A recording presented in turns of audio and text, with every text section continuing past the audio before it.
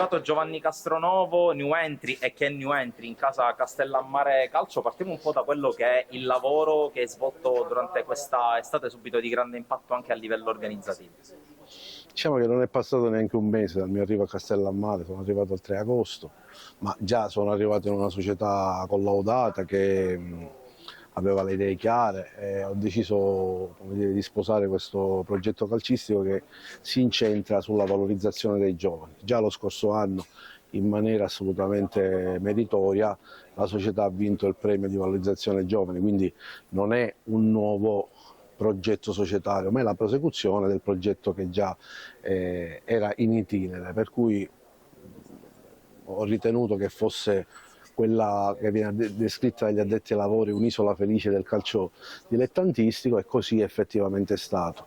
Di comune accordo con mister Mione, che stimo da tempo e che quest'anno avrò il piacere di lavorare insieme, unitamente al direttore sportivo Norfo e al presidente Nino Mancuso, ci stiamo attrezzando per quello che è il nostro budget, ovviamente collocando nelle varie zone nevralgiche del campo degli elementi di esperienza.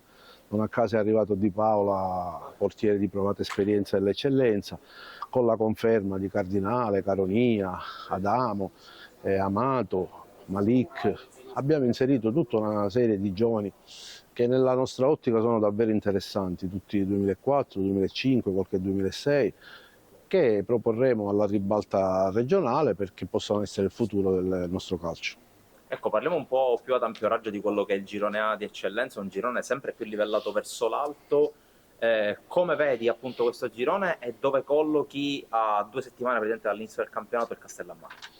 Ma il campionato è davvero affascinante, ci sono società che hanno speso tanto, hanno budget importanti perché fra l'altro rappresentano o capoluoghi di provincia o città, quasi città come Favara, che secondo me al momento resta la favorita principale, ma subito dopo a ruota o a pari merito c'è la Nissa, che certamente ben figurerà in questo campionato.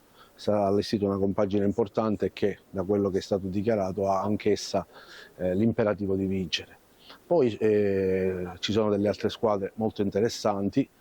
L'Atletic Palermo abbiamo affrontato, è una gran bella squadra, il Mazzara 46, lo Sciacca.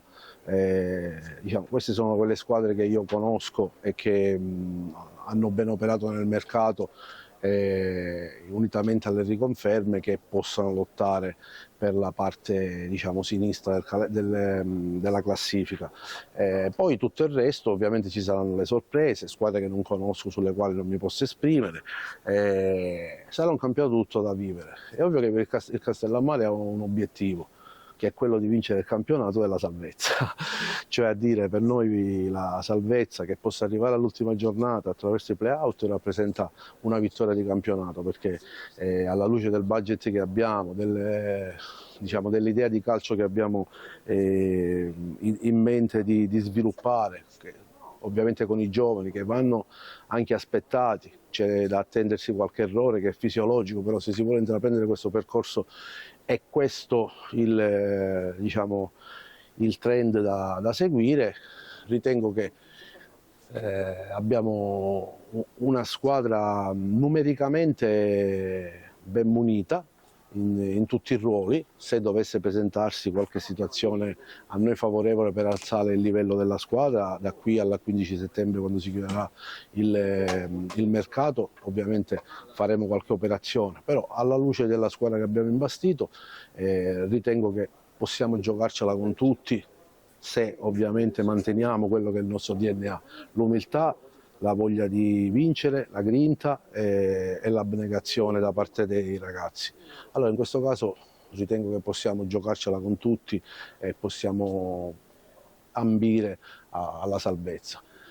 Poi per il resto ritengo che sarà un campionato da vivere domenica dopo domenica, e il bello di questo girone è dato dal fatto che la prima della classe, se gioca con l'ultimo in classifica ma non gioca con la giusta grinta e la giusta determinazione, può andare incontro a brutte sorprese, ed è questo il bello di questo girone che renderà vincente e affascinante questo campionato.